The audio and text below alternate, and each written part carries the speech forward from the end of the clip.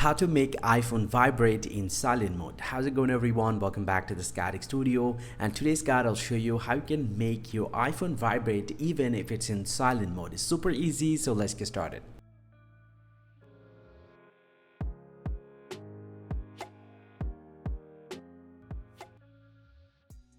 Open up the settings app from your iPhone and then scroll down and tap on sound and haptics, and tap on haptics here and select the play in silent mode. Now once you do that, just get back to the main settings of your iPhone and tap on notifications and then scroll down and find out the phone app and tap on the phone here and then scroll down, tap on sound and then scroll up and select the haptics from here. And if it's selected with the none, so go ahead and select the default or any vibration that you want your iPhone.